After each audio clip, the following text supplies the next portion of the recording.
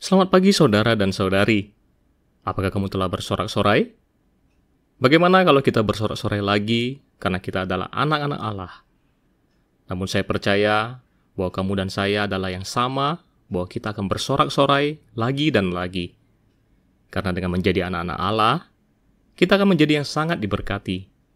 Semakin lama kamu mengenal dan menikmati Dia, maka kasih sayang Bapa yang kamu temui akan semakin berharga.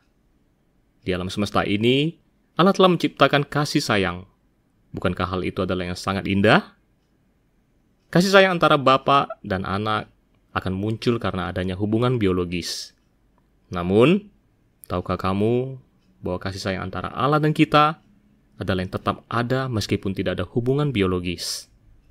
Oleh karena itu, kasih sayang antara bapa dan anak adalah benar-benar ciptaan Allah. Ini adalah suatu ciptaan yang luar biasa.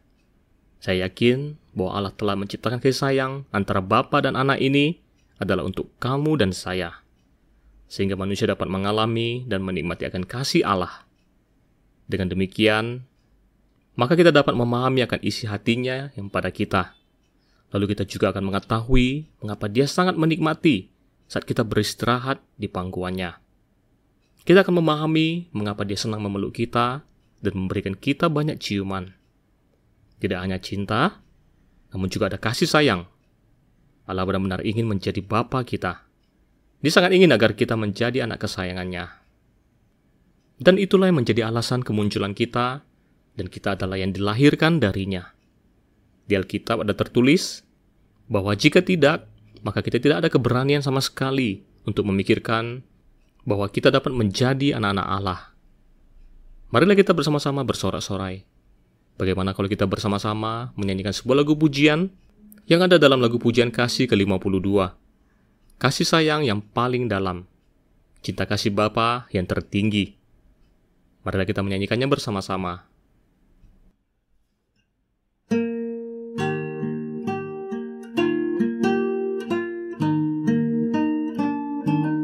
Di seluruh semesta tiada kasih sayang lebih kasih Bapa. Pelukanmu manis bagiku. Sepanjang hari rindu lihat wajahku. Kau rindu dengarku memanggilmu. Sepanjang hari rindu untuk ciumku, memelukku. Bapa, rencanamu penuh hikmat dan cinta. Jadi anak kandungmu, leluasa dekat denganmu. Hasratmu bawaku kemuliaan, duduk di tata waris segalanya. Sedia pesta nikah untuk anakmu. Oh manisnya Bapa, ku kasihmu, rindu mengenalmu, nikmati kasihmu, setiap hari suka cita.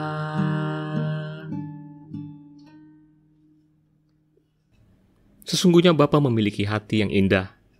Dia ingin agar kamu dan saya dapat menjadi anak kesayangannya. Dalam lagu pujian ini, ada menyebutkan bahwa dia menyiapkan pesta nikah untuk anaknya. Bapa juga ingin agar kita memiliki hubungan yang paling dalam dengan Tuhan. Kita dapat bersatu dengan Tuhan untuk selamanya. Ini merupakan penyatuan cinta yang paling dalam. Bapa sungguh-sungguh ingin agar kita dapat sepenuhnya menikmati kasih Bapa, kasih Anak, dan Roh Kudus. Ini merupakan rencana kasih Bapa yang paling indah, sehingga kamu dan saya dapat memiliki berkat yang terbesar. Kita adalah yang diberikan Allah pada Tuhan, karena kita yang paling dapat memuaskan hati Tuhan. Kita adalah anak kesayangan Bapa, dan kita adalah kekasih Tuhan. Jadi, sangatlah layak bagi kita untuk bertepuk tangan dan bersorak-sorai. Mari kita menyanyikan lagu pujian ini sekali lagi. Dan setelah itu, kita bersama-sama menyembah.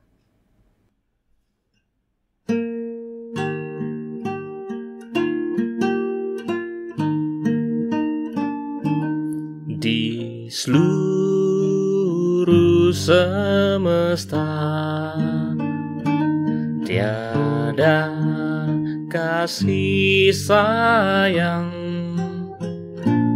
lebih kasih Bapa. Pelukanmu manis bagiku. Sepanjang hari rindu lihat wajahku. Kau rindu dengarku memanggilmu. Sepanjang hari rindu untuk ciumku, memelukku. Bapa, rencanamu penuh hikmat dan cinta. Jadi anak kandungmu, leluasa dekat denganmu. Hasratmu bawaku kemuliaan, duduk di tata waris segalanya. Sedia pesta nikah untuk anakmu. Oh manisnya Bapa, ku kasihmu, rindu mengenalmu. Nikmati kasihmu, setiap hari suka cita.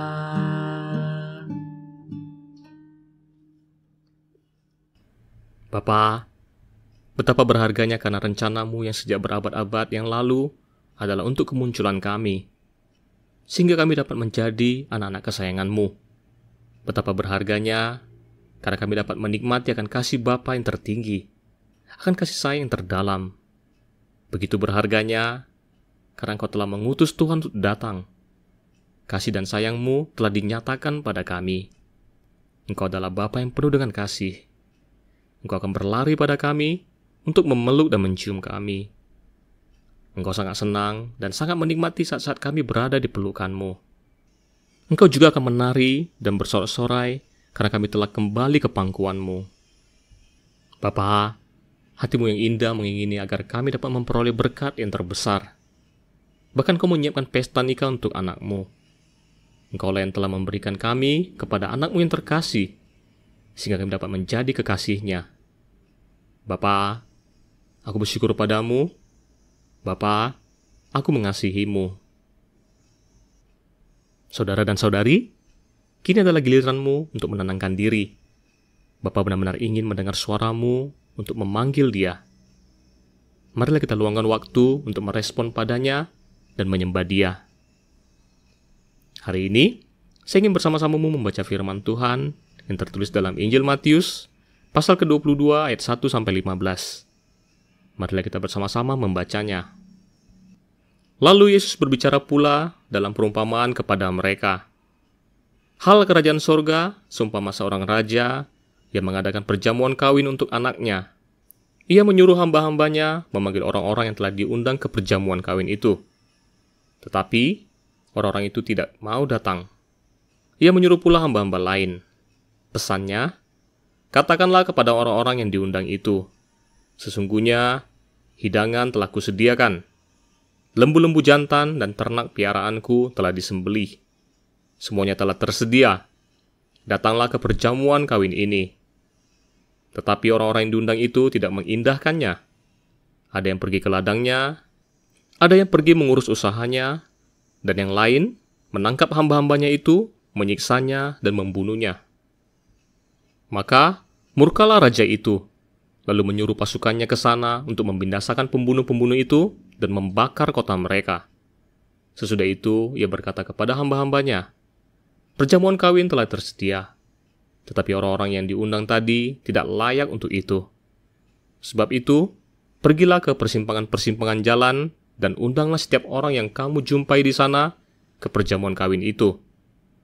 Maka pergilah hamba-hamba itu, dan mereka mengumpulkan semua orang yang dijumpainya di jalan-jalan, orang-orang jahat dan orang-orang baik, sehingga penuhlah ruangan perjamuan kawin itu dengan tamu. Ketika raja itu masuk untuk bertemu dengan tamu-tamu itu, ia melihat seorang yang tidak berpakaian pesta. Dia berkata kepadanya, "Hai saudara, bagaimana engkau masuk kemari dengan tidak mengenakan pakaian pesta?" Tetapi orang itu diam saja. Lalu kata raja itu kepada hamba-hambanya, "Ikatlah kaki dan tangannya dan campakkanlah orang itu ke dalam kegelapan yang paling gelap. Di sanalah akan terdapat ratap dan kertak gigi. Sebab banyak orang yang dipanggil, tetapi sedikit yang dipilih." Kemudian pergilah orang-orang Farisi. Mereka berunding bagaimana mereka dapat menjerat Yesus dengan suatu pertanyaan. Saya telah membagikan tentang 2 perumpamaan yang ada dalam Injil Matius pasal ke-21. Itu adalah yang disampaikan secara satu persatu. Dan dalam pasal 22 ayat 1-15 ini adalah perumpamaan ketiga yang ingin Tuhan bagikan. Karena perumpamaan ini juga adalah yang ditujukan pada para imam-imam kepala dan orang-orang Farisi. Mereka adalah orang-orang yang memiliki pengetahuan tentang hukum, namun mereka adalah orang-orang yang munafik. Mereka adalah yang tidak menaati Allah dan menolak Tuhan Yesus. Mereka adalah yang menolak Kristus, yang diutus oleh Allah. Dan akhirnya, keselamatan jatuh pada orang-orang yang bukan Yahudi. Dan itu adalah yang mengacu pada para pemungut cukai dan pelacur yang adalah orang-orang yang berdosa. Seperti yang disebutkan dalam perumpamaan ini. Lalu dalam pasal 22 ini, Tuhan Yesus kembali berbicara pada mereka dalam suatu perumpamaan. Kalimat yang mengatakan berbicara pula dapat ditafsirkan dengan cara yang berbeda. Jadi, kamu dapat melihat bahwa perumpamaan ini adalah mengikuti dari perumpamaan sebelumnya tentang penggarap-penggarap kebun anggur. Ciri dari kedua perumpamaan ini adalah yang sama. Dengan kata lain, Tuhan mengatakannya secara berulang-ulang, yaitu untuk mengingatkan para imam kepala dan orang-orang Farisi agar mereka jangan lagi menolak Tuhan.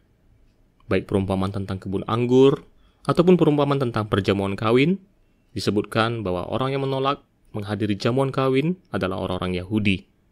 Mereka adalah orang-orang yang meninggalkan Allah, sehingga Allah pun meninggalkan mereka. Lalu, keselamatan datang atas orang-orang yang bukan Yahudi.